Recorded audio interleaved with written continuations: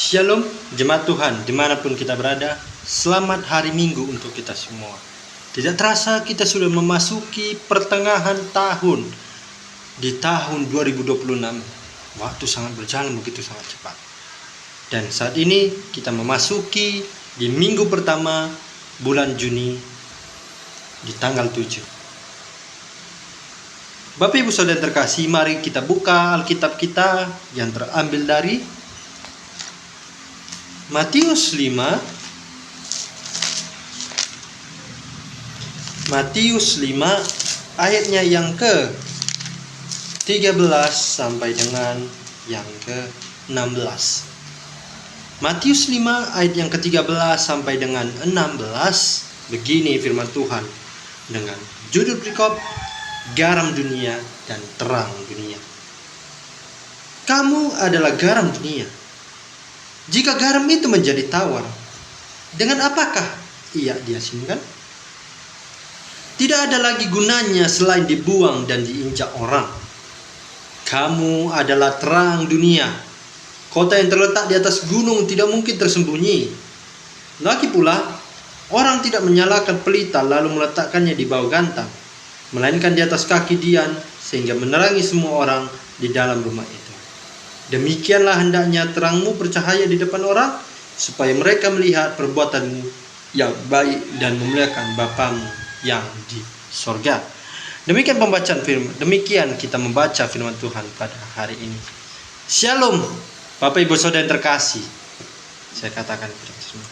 Minggu ini kita memasuki yang namanya, kalau menurut dari kalender, kalau saya mengikuti kalender dari GBKP, kita memasuki yang namanya Minggu UM. Apa itu UM, Bapak Ibu Saudara terkasih? Nanti pasti saya akan jelaskan, tetapi sebelum kita memasuki bagaimana kita menjelaskan tentang firman Tuhan ini sejauh mana, bagaimana kita merefleksikannya dalam kehidupan kita sehari-hari, ada satu ilustrasi Bapak Ibu Saudara terkasih. Ilustrasinya begini. Kita diperhadapkan dengan yang namanya kita ditaruh di satu ruangan yang gelap. Ruangannya yang sangat-sangat gelap. Dengan posisi seperti itu, apakah kita ketakutan? Tentu, pasti kita ketakutan. Karena tidak ada yang namanya benda penerangan, lampu, seperti itu tidak ada. Nah, tetapi kita memiliki satu akal. Yaitu adalah ketika kita sebelum dimasuki dalam ruangan tersebut, kita ada mempunyai yang namanya lilin kecil. Nah, lilin kecil ini kita gunakan, kita nyalakan di ruangan tersebut. Ketika lilin itu ditaruh di ruangan tersebut, apakah ruangan tadi makin gelap? Tentu saja tidak, Bapak Ibu Saudara terkasih. Justru ketika lilin tersebut ditaruh di ruangan tersebut kembali terang. Itu makanya Bapak Ibu Saudara terkasih, makanya dengan tema kita pada hari ini yaitu adalah tadi, biarlah terangmu bercahaya. Biarlah terangmu bercahaya. Itu menghadirkan bagaimana dari ilustrasi tadi, yang tadinya ruangan itu gelap, ketika kita memberikan lilin yang sangat kecil, meskipun dia hanya sangat kecil, dia bisa menyinari ruangan yang gelap tadi. Itulah begitu juga dengan hidup kita, Bapak Ibu Saudara terkasih. Kalau kita hanya berjalan di jalan kegelapan, kalau kita hanya berjalan yang namanya di dalam penderitaan, tentu kita tidak hidup di dalam nama terang itu. Makanya Bapak Ibu Saudara terkasih di dalam nama Tuhan kita Yesus Kristus, seperti yang tadi saya katakan tentang UM. Jadi UM ini Bapak Ibu Saudara terkasih adalah kepanjangan dari United Evangelical Mission. United Evangelical Mission. Yang artinya adalah bagaimana persekutuan ini hadir. Yang berada pusatnya itu ada di kota Jerman. Persekutuan ini dia diikuti dan di dalam persekutuan itu ada 39 anggota gereja dunia. Bukan di dunia, bukan sebagian besar dunia, tetapi hanya sebagian besar dunia yang masuk di dalam. Itu wilayah Asia, Afrika, dan juga Jerman. Jadi Bapak Ibu Saudara terkasih, lembaga persekutuan yang disebut dengan yang namanya UM ini, dia hadir memiliki 5 bidang utama dalam tugasnya. Apa saja? Yang pertama itu adalah penginjilan. Penginjilan di sini artinya adalah bagaimana persekutuan ini hadir untuk menjadi garam dan terang dalam memberitakan Injil kepada semua orang melalui persekutuan gereja-gereja yang ada di dalamnya, 39 anggota gereja. Yang kedua, diakonia. Diakonia itu artinya adalah diakonos, yaitu adalah pelayanan. Bagaimana kita membantu satu sama lain. Yang ketiga, pembangunan. Pembangunan di sini artinya adalah bagaimana persekutuan UM ini hadir untuk membangun setiap umat supaya lebih percaya kepada Tuhan. Membangun kehidupan bergerejawi yang lebih dominan dibandingkan mempercayai hal duniawi. Yang berikutnya, advokasi. Advokasi ini adalah perjuangan untuk keadilan.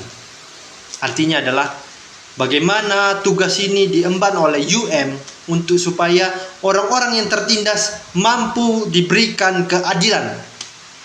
Mereka tidak tertindas lagi oleh karena mereka di pihak yang benar. Oleh karena kehadiran advokasi lalu dari UM ini, mereka menjadi hidup dan tidak tertindas lagi. Yang berikutnya, kemitraan ataupun partnership. Jadi UM ini tidak hanya berdiri sendiri, bukan hanya diisi oleh 39 gereja yang tersebar di Asia, Afrika, dan Jerman tadi, teman-teman, Bapak Ibu Saudara kasih. Tetapi UM ini bekerja juga dengan yang namanya kalau di Indonesia PGI, Dewan Gereja Dunia, dan sebagainya. Nah, itu dia latar belakang bagaimana kenapa saya menyebutkan minggu ini disebut dengan Minggu United Evangelical Mission. Bagaimana persekutuan ini hadir untuk memberikan garam dan terangnya dalam memperdamaikan semua orang, dalam memberikan cahaya Tuhan itu yang sangat besar. Bapak Ibu Saudara terkasih, kita belajar hari ini dari kitab Matius. Ada yang tahu siapa penulis kitab Matius? Ya, benar sekali. Kitab Matius ditulis oleh Matius itu sendiri, yang ditulis pada tahun 60 sampai 70 Masehi di wilayah Antioquia, Syria atau Palestina. Yang tujuannya adalah ketika kita melihat Matius ini kan orangnya adalah dulunya dia adalah mantan pemungut cukai. Bisa kita bayangkan seorang mantan pemungut cukai bisa menulis kitab. Bagaimana dengan kita? Nah, makanya saya ibaratkan tadi di awal, bagaimana tadi Matius kan, dia adalah dulunya adalah orang yang gelap. Tetapi ketika Tuhan memanggil dia, mengutus dia, dia menjadi garam dan terang. Yang tadinya dia menjadi seorang pemungut cukai, dia menjadi nabi Tuhan. Nah, jadi Bapak Ibu Saudara terkasih, menurut dari Matius itu sendiri, dia menggambarkan bahwa Yesus ini adalah seorang Mesias. Kenapa bisa demikian?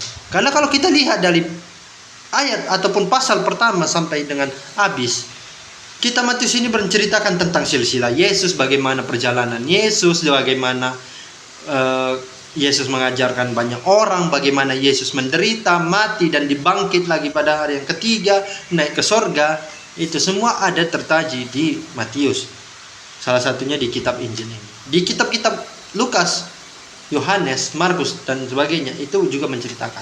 Tetapi Matius sendiri punya dari gaya bahasanya mengatakan bahwa Yesus ini adalah Mesias. Jadi Bapak Ibu Saudara terkasih, melalui firman Tuhan kita hari ini kita banyak belajar. Ada pesan tertentu yang bisa kita refleksikan dalam merefleksikan firman Tuhan ini. Yang pertama, kamu adalah garam. Bapak Ibu Saudara terkasih pasti tahu, garam itu adalah sangat asin. Garam itu digunakan untuk bumbu penyedap, untuk masakan, untuk bumbu pelengkap masakan. Tetapi di zaman dahulu, garam ini digunakan untuk pengawet. Gitu. Nah, apa artinya? Kan kalau kita menjadi garam, pasti kan asin dong. Nggak ada rasanya asin dong. Bukan Bapak Ibu Saudara terkasih. Memang kalau dunia masakan, garam ini memang asin.